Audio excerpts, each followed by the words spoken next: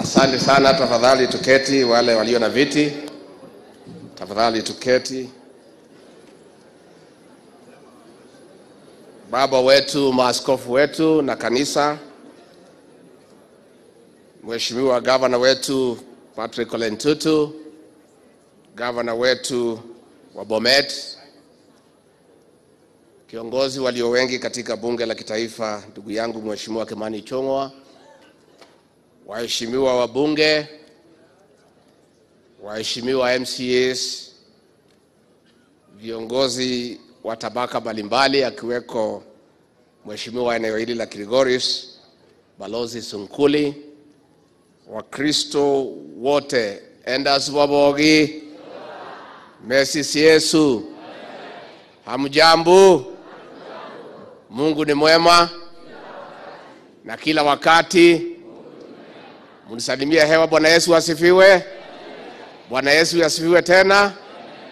Asanteni sana maaskofu wetu, tumeshukuru sana kupata nafasi kushiriki katika ibada na baadaye kuongoza mchango wa kusaidia makanisa 21. Wale watu tumefika na hao tumeshukuru sana. Na tukiwa hapa tunafurahi kwa sababu hapa ni nyumbani kwa mkubwa wangu na kiongozi wetu Rais William Ruto. Na aliponiambia akaniagiza nikuja nimwakilishe katika hafla hii, nilifurahi sana kwa sababu yeye anafurahi sana akiwa katika area hii. Na siku tunakaa na yeye pale, saa nyingine kazi inakuwa mingi, inakuwa ngumu, kelele nazidi, naonanga anakuja hapa siku mbili, akirudi ametulia, anafurahi. Na kwa hivyo tukiwa hapa tunajisikia tuko nyumbani. Kwanza nimeleta salamu na heri njema kutoka kiongozi wetu wa taifa President William Samoei Ruto. Mmepokea? Rais amesafiri jana kuelekea nchi ya Uchina kutafutia sisi mema, kuenda kuongea na Wachina na wengine, tutafute vile tutasaidiana na hawa katika harakati za maendeleo, sana sana kwa zile miradi ambayo imekwama kwa sababu ya upungufu wa pesa. Kwa hivyo tukiondoka jana akaniambia nikifika hapa nimsalimie na nimwambie muendelee kumuombea. Mnamuombea? Tungetaka rais akiwa katika hiyo ziara muweke kwa maombi ndio aweze kufaulu, na akirudi nyumbani mwisho wa wiki akuje na matunda ambayo atakapata katika nchi ya ugeni. Sisi na rais na viongozi wetu ni watu ya kanisa. Sisi tulipata uongozi, tukapata nafasi ya kuongoza Kenya kupitia maombi ya Wakristo na kushikiliwa na wachungaji. Sana sana hapa Narok, siasa ilipokuwa ngumu hapa, wale ambaye walisimama na sisi ni makanisa, na sana sana haya ya kiroho. Walishikilia rais na sisi kwa maombi na baadaye mkatupigia kura. Kwa hivyo nichukue nafasi hii nikiwa hapa Kilgoris katika kaunti ya Narok, kwa niaba ya rais wetu William Ruto na mimi na timu yetu yote ya Kenya Kwanza, nipate nafasi ya kipekee nikinyenyekea kusema watu ya Kilgoris, kwa maombi yenu na kura zenu, asanteni sana. Rais na sisi ni watu ya shukrani, na Biblia inatuambia kwa wale 10 waliponywa na Yesu, mmoja wao alirudi kusema asante. Sisi ndio huyo mmoja. Na kwa hivyo tukiwa hapa kwa kasi ya kanisa ni kama vile kutia samaki ndani ya maji. Hiyo ndio kazi yetu. Wale walikuwa wanatukachifu walijua ni kwa nini tulikuwa kanisani. Tulipata baraka kwa kanisa. Na hata hao pale mbele wakiokoka, tuwanakaribisha hao kanisani wakuje tujenge nyumba la Bwana. Najua kuna wakati ilifika walikuwa wamepeleka mjadala bunge ati kupiga marufuku matoleo kanisani na fungu la 10 na harambee ndani ya kanisa. lakini wabunge pale walikataa kwa sababu lazima tufanye kazi ya Mwenyezi Mungu. Kwa hivyo tunafurahi tukija, na nimpongeze gavana wetu wa zamani Bwana Tunai na gavana wetu huyu Patrick Lentutu na viongozi wetu wote, Balozi Sunkuli, kwa hii kazi, na tupongeze kanisa. Tutajaribu kufanya kwa sababu ninaenda mpaka huko Nyandarua. Tuko na kongamano ya Wakorino karibu 10,000. Tunaenda pia kuwachangia. Na ndio naona huyu Mkorino akisema ati amekuja kuona Wamasai. Si ukweli. Amekuja kuhakikisha nisichelewe hapa, ndio nisichelewe pale. Ndio amenifuata, ametumwa na Wakorino ambao kaa karibu na yeye, ukiona Masai naenda umsukume asichele. Lakini pia balozi wetu Sunkuli, najua tulikuwa na wewe kwa serikali ya Moi, ukiwa waziri, mimi nikiwa pale katika ofisi ya rais, na wewe ukiwa mkubwa wetu pale. Tukarudi tukakuwa na wewe kwa Rais Uhuru Kenyatta. Sasa mimi niko pale na Rais William Ruto. Wewe balozi, wewe ni mtu ya serikali tangu zamani. Damu yako ni serikali. Hata ukikatwa ni serikali. Ni vile tu ulidhani wale watapata. Huyu Sunkuli hakuwa na makosa. Alikuwa amesikiza propaganda ile ya system, deep state, akaona kama ile mzee anaweza pita. Na kwa sababu yeye ni mtu ya serikali, akafuata laini gani? Lakini sasa sire serikali ilipatikana, na wewe ni mtu ya serikali. Njoo tukae kwa serikali. Na wacha nikueleze balozi, kwa sababu wewe ni rafiki yangu. Rais William Ruto ni mkaaji wa hapa Kilgoris. Si ndiye rais ya Jamhuri ya Kenya? Si ni hapa Kilgoris? Sasa wewe ni mjumbe wa rais. Kaa karibu na rais. Najua pale kwa boma ya rais iko mambo mingi. Ukikaa hapo unaweza kuona kitu imeanguka, unachukua unaletea watu ya Kilgoris. Siko namna hiyo. Hii mambo mingi unasema hapa Julius. Hii ni maneno haitakiwi hata kufika hapa. Ungekuwa umemaliza kitambo. Kwa sababu rais ndio mwenye kisu ya Kenya. Yeye ni mkaaji wa hapa, hako na boma yake hapa, hako na ng'ombe zake, hako na shamba. Wewe ni mjumbe wa rais. Kwa hapo karibu na rais. Akifika umemngojea pale. Umepanga wazee nini. Sasa wewe ndio mwenye unachukua kazi ya controller mpaka rais aondoke. Wewe hapana, wewe utakuja siku nyingine, wewe ingia. Simamia hapo. Simungetaka Sunkuli afanye namna hiyo. Alafu mambo yenu utanyoroka. Na ukweli ni kwamba acha tuseme ukweli. Unajua mimi napenda Wamasai sana. Mimi mwenyewe naitwa Olekasi, mimi ni Masai, nitoka pale Kajiado. Baba yangu akaenda kutafuta mashamba huko Kikuyuni. Sasa Wamasai ni kama mimi, ni watu ya kusema ukweli. Huyu William Ruto alikuwa na matatizo mengi sana. Alikuwa anapigwa na kila mtu. Pigwa na system, pigwa na deep state, ingine ilikuwa inaitwa machinery, na hiyo yote na pesa na nini, akapita akakuwa rais. Sasa yeye ni rais wa Kenya saa hii. Hakuna mtu anaweza mpiga, hata akijaribu hawezi. Sasa hii 2027 si mteremko. Sasa wewe Sunkuli, wewe jipange hapo. Wewe ni mtu ya serikali, ujipange hapo. Alafu mimi mnasema niko na haraka. Ndio, hata kama nimeitwa na Wakorino. Nyinyi kama mngenipanga mimi, nyinyi mmezoea kupanga viongozi. Viongozi wanapenda hapa Kilgoris. Mlipanga rais wetu wa 4 Uhuru Kenyatta, anashindanga hapa. Anakuja kupumzika hapa, iko mzuri. Rais wetu William Ruto mmempanga. Mimi kwani mtanipanga siku gani? Sasa ningekaa hii maneno yote mmeleta tuongee jikoni pale.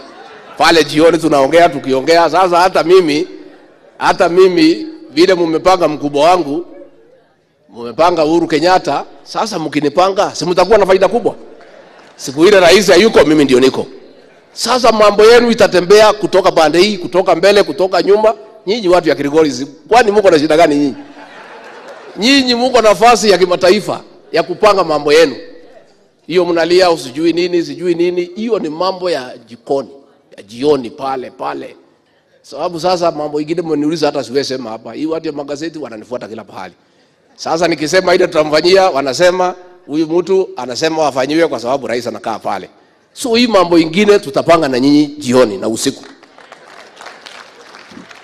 Nikimalizia, sisi watu ya Narok tunafurahi sana kwa uongozi bora wa huyu governor wetu na MPs and MCs. And let me say, Bwana Governor, with a lot of gratitude and respect, you are headed the right way. Tangu kuwe governor, umeshikanisha pale tunai aliwachia, Narok is talking the same language. Senator Tudio anapiga kelele pale, lakini anapigia Nairobi. So mambo ya Nairobi msishughulike. Lakini within the county here, the MCAs and governor are working together.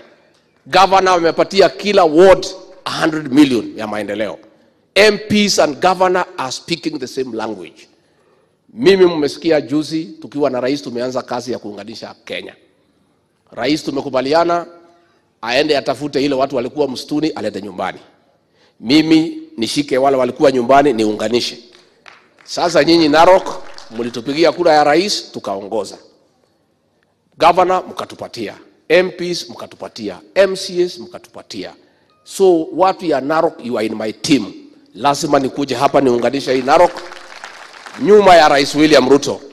Ndio tukifika pale mbele kuwe Narok ni 100% behind President William Ruto.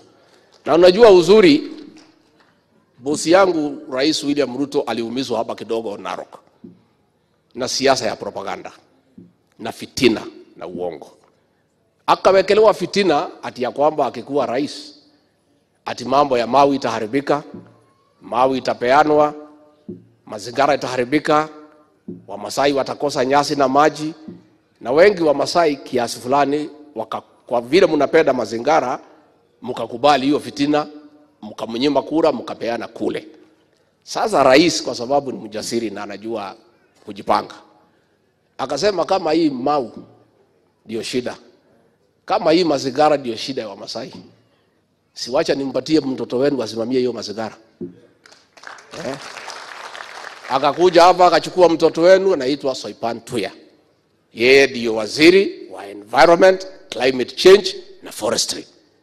Sasa mambo ya mazingira ikiharibika, mambo ya mau ikiharibika, msiulize rais na mimi, muulize Soipan Tuya mtoto wenu.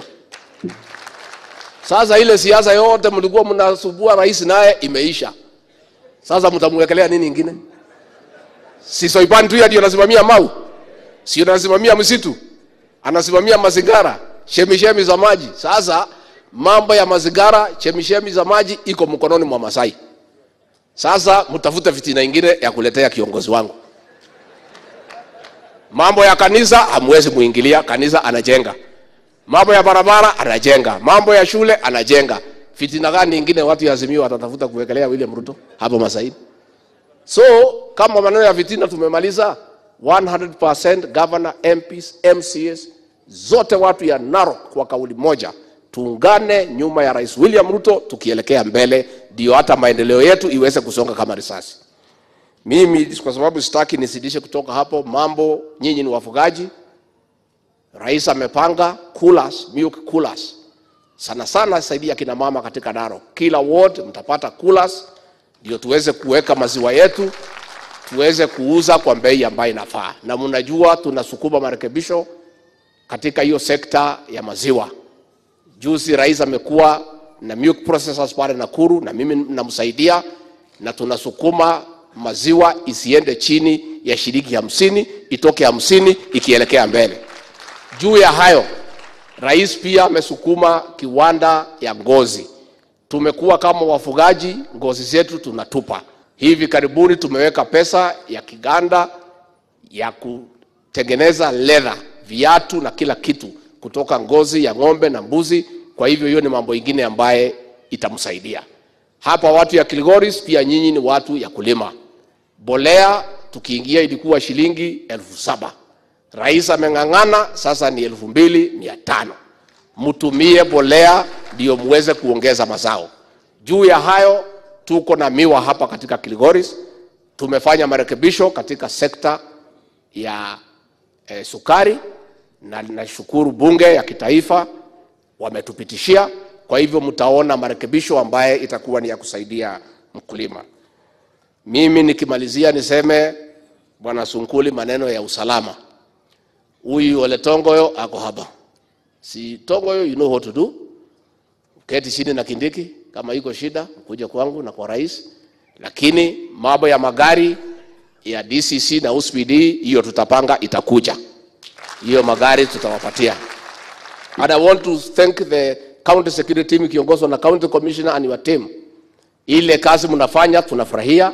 Mambo ya pombe na bangi mnapigana nayo, hiyo wizi kidogo kidogo mgangane, na the few challenges you are having ya transport tutamsaidia ndio muweze kuwa effective. Mimi nikimalizia kutoka hapo, mambo ya changa, ministry yetu ya heritage, kuna maneno tunapanga. Lakini ukipanga harambee ya kina mama, mimi nitakuja.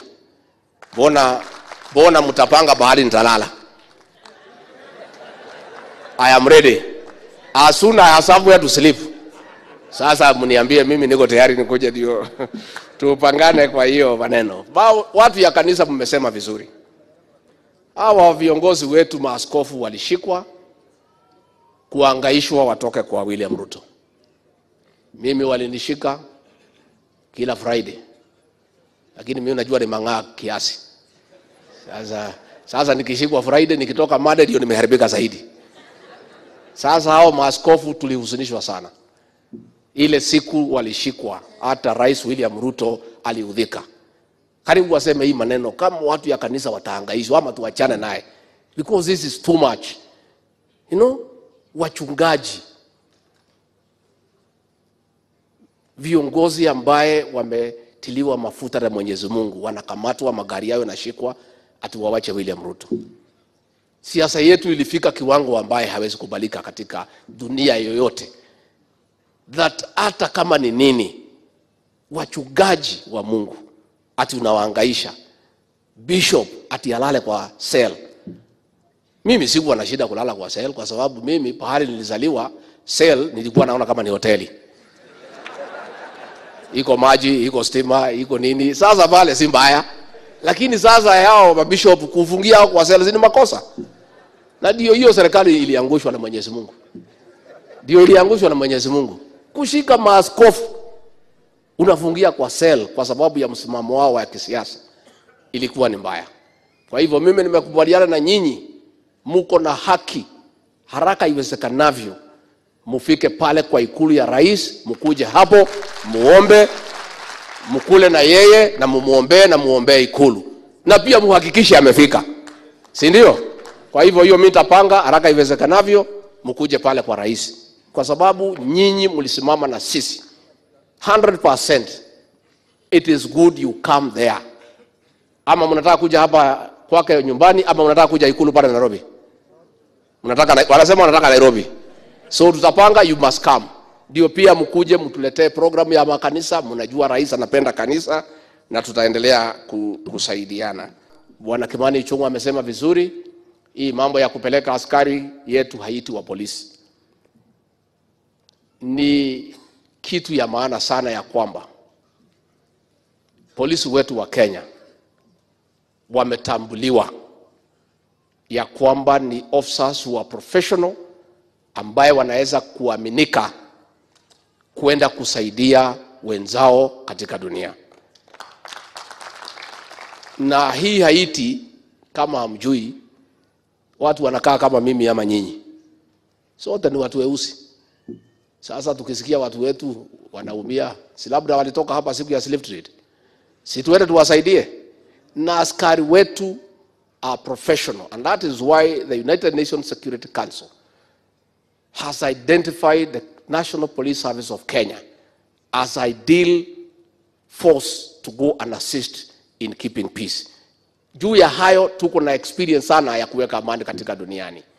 So tunauliza bunge, tafadhali, leader of majority, mtusaidie.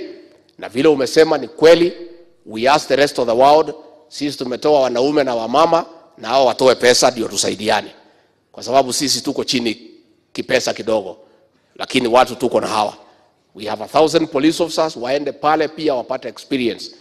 They mix with the rest of the world and they come and share those experiences with us. Lakini sisi serikali yetu inafuata sheria. Ndio tumesema iende bunge, ipitishwe pale bunge, ndio sasa ikuwe imeambatana na sheria. Na ikiwa namna hiyo itakuwa sawa. Nikimalizia, Bwana Sunkuli, umesema hii shule Kiwacha Primary School ile mabati ilichukuliwa na upepo na umejaribu sana, na mimi nitakutafutia milioni 1 uende umalize pahali imebaki. Takusaidia hapo. Lakini mkaribie sisi. Sasa kama ulikuwa umekuja ungepata hiyo kitambo. Sasa finally kuna hii shule yetu. Hii shule yetu ya Olmotoni Primary na pia Junior Secondary School. Mumeomba tujaribu kusaidia hizo shule mbili. Sunkuli utakuja tuongee. Between those schools, serikali kuu itatoa shilingi milioni 10. Naye huyu governor aone vile atafanya, lakini utanunua basi. Naye Sunkuli atafanya nini? Hii kazi ya kugawanwa. What will you do? Bili hapana, bili ni kidogo. No. Anasema milioni 2, si ni kidogo? Aongeze. Ifike ngapi? 5. Wananchi wamepitisha. Haya. Si umeona kutembea area ni mzuri? Si ni mzuri kutembea? Si munivuta nikaribie hapa nikae hapa. Wewe tunayo ukaa na wazee mjue vile nitakaribia hapa. So hivyo nimsalimie rais. Nimsalimie. Mnaendelea kumuombea? Mnataka akuje nyumbani? Mnamisi yeye? Basi si munipanga nikae karibu nikuwe nikija na yeye. Kwa hivyo ni asante sana, tumeshukuru sana. Hata huyu Faruki Bet pia amenisukuma sana kwa hii na anatusukuma na rais. Sijui huyu Faruki Bet mlipea nini huko. Anatusukuma na rais kila wakati. Na mimi niseme ile mambo kidogo kidogo hapa, hiyo ya gari imechelewa nini, makosa ni yangu. Na mimi naomba msamaha. Mimi nikiwa msaidizi wa rais, nikiwa mtu yake ya mkono na rafiki wake wa dhati, ni kazi yangu kuhakikisha kwake nyumbani hii mambo kidogo kidogo nimetatua. Kwa hivyo hapo naomba msamaha, hiyo haingefanyika. Hapa ni kwa rais nyumbani, lazima hii mambo kidogo kidogo nitahakikisha imekuwa sorted out hata isimfikie. Hiyo ndio kazi yangu kwa hii serikali. Kuna mambo mengine haitakiwi ifikie rais. Mimi mwenyewe nitasort out kidogo kidogo, inakuwa namna hiyo. Sasa tumekuja mchango. Mko tayari kwa mchango?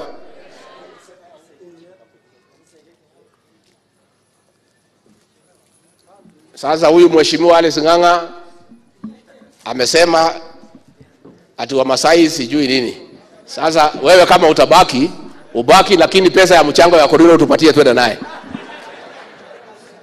Mnataka abaki ama twende na yeye? Haya, umesikia maneno?